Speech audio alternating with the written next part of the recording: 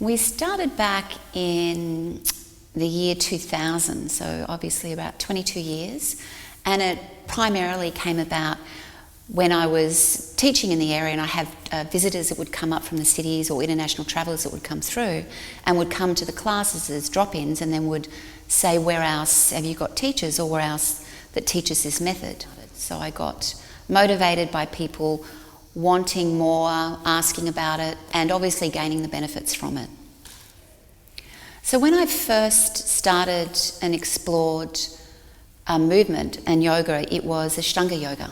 So an Ashtanga yoga was taught originally back in the 80s, and it was done in month components. So I spent a whole year of training doing that. I learnt a lot from it, and then when I came out of that, I ended up going to Pilates. So I ended up doing that for a couple of years, and Pilates then obviously introduced the core and the breath to me, and I felt more aligned. I felt obviously more stable within, and then that developed into the Ashtanga practice. And then from that, literally Yogalates just grew, but it pretty well came from my own development, my own understanding of my own body. So we mainly do attract a lot of yoga teachers, Pilates teachers, physiotherapists, people that have got movement in their background, like dance or exercise science or PTs. The Yogalates is renowned through the physiotherapy associations, and I think it's because it's been around for a long time. Okay, so core's pretty well everywhere now, but we have been working with it since the year 2000. So it's a long time. And when we're working with physiotherapists, obviously we're sharing a little, so we gain a lot, they gain a lot, and we're always listening to feedback, always trying to stay on top of the latest science and research, and bringing that into the understanding of how to approach, how to deliver, how to teach the understanding of breath and core. So we've also trained a lot of yoga teachers, or retrained them in a way. I've had yoga teachers that have been teaching for 20 years, 10 years, 5 years, that have decided to come and impart on the training. But we also get students of yoga that have been practicing just for a couple of years, or personal practice at home, that come and sign up for the training as well. Some are more preferable to be able to come to the face-to-face training, and they prefer to be able to be in the room with you, but some don't have the luxury of that. So we created the online platform to be able to support those that can't, or take the time and can't come to actually being in the room with us. So we actually also filmed all the online lectures after we ran a face-to-face practicum. So we'd already had a couple of weeks of delivering and working with the students, and then we spent 6 weeks turning that into delivering the lectures to the online component. So we've developed the training into 2 parts. We have part 1, where it's done, part 1 and 2 are done completely online. But part 1 itself is where you start to get introduced to the method. You get introduced through the teacher training manual that has been in development since the year 2000. And you start your home practice, you start to delve into the different postures and sequencing that we work with. And you also start to learn to teach a little bit in that first part 1. So you need to understand it in your own body first, to feel it, to be able to impart it to others, I think is one of the greatest tools to have as a teacher. Favourite module is what I call the body type module. So it's very much about discovering and understanding your posture and your body, and how that presents onto the mat and through all the different postures and exercises that we work with. And it also, they take that into their everyday life. So I've had students that have trained 10, 15, 20 years ago, and one of the main things that they say to me that they got out of the training was that particular module, and understanding their own body, their shape, being able to support their clients when they come to their classes, and it's aided them greatly as they've aged. The course itself has a very large teacher training module component to it. When I had it registered, we had an extra 20 or 30 hours more than what was standard to have done, and I didn't want to drop any of that. So we very much have a lot of tools in there that we build on in the teacher training module itself to aid you in to be able to stand into the teacher's footprint, which also includes working its class structure and formatting. You're going to attract clients to come to you. You want them to be regulars. You want them to come back. So you need to be creative in the way you approach things. So interwoven. And then at the end of the day, you learn how to literally cut and paste, and you can mix them so you can recycle classes and build on a greater library of classes. So part 2 of the training is literally when we start to build a little bit more onto the teacher training platform. So once you've got a good foundation and knowledge of Yogalates, we also bring in a very big module called the special needs module.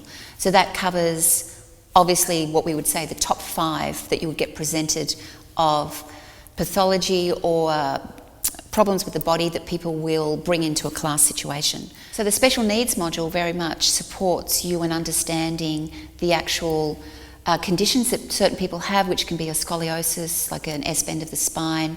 They can have hunching of the shoulders, they can have high blood pressure, just to name a few. There's quite a few out there, unfortunately, these days, but we're very supportive, and the method is very supportive of being able to get people onto the mat.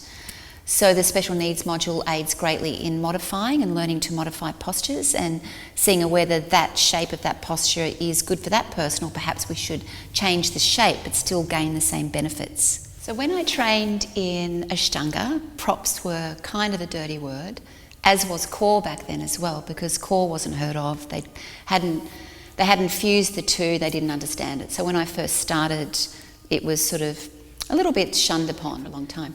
So what I find with the props is the props will aid very much the support of the person in their posture, whether they've got short arms and they need a prop under their short arms in comparison to the rest of their body, and they need a prop under their hand to bring the floor up to them, or the block to be supporting them to sitting a little more aligned for their pelvis, so the pelvis has more freedom to move, so they're not stuck on the floor in a position like so.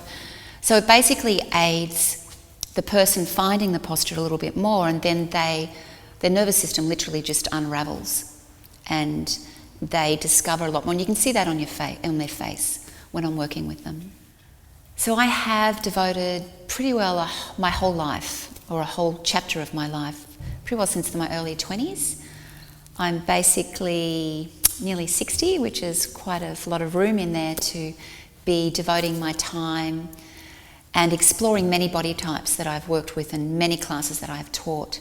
So I've thrown, one would say, I guess, my passion, my love, my soul, my heart into the method. I'm a big believer of my method. I've seen it help so many different people on so many different levels that it forms such a great basis and foundation for any type of training. Even if you're looking at becoming a stronger yoga practitioner, it's very important to understand foundation and knowledge and that of the body and your clients to be able to teach them.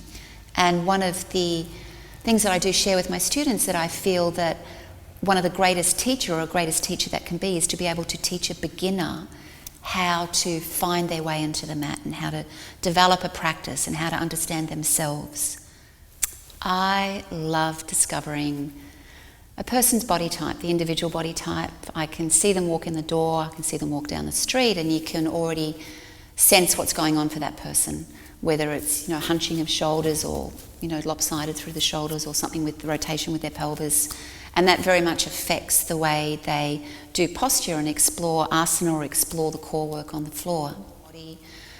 The nervous system responds better, and then you get a better flow of breath and function, and literally that just pours into the nervous system and even aids in the effect of how they're thinking and their mind and their well-being in general. And what I've learnt and spent many years developing and exploring and working with and still working with is to support people to breathe more at ease. So in understanding very much the philosophy of yoga and the pranayama, because I originally taught both techniques of Pilates and yoga separately, I very much took Pilates into the yoga room. So when I first did my first training, which was obviously over for a year, it helped me on so many different levels. Of myself, I was a young mother. At the same time, I was doing a big teacher training as a fairly young person, and I found that it gave me a great foundation of grounding, of strength, of being calm enough to trust and to get to know myself a little better and to really connect with self and the heart and soul. And when I went into the Pilates room, for me at that time, it just was very different, but the learning curve was huge. So I very much took Pilates and dropped it into the yoga room. And from that developed the Yogalates. So it is very much been a passion of mine for feels like my whole life. And I love delivering it.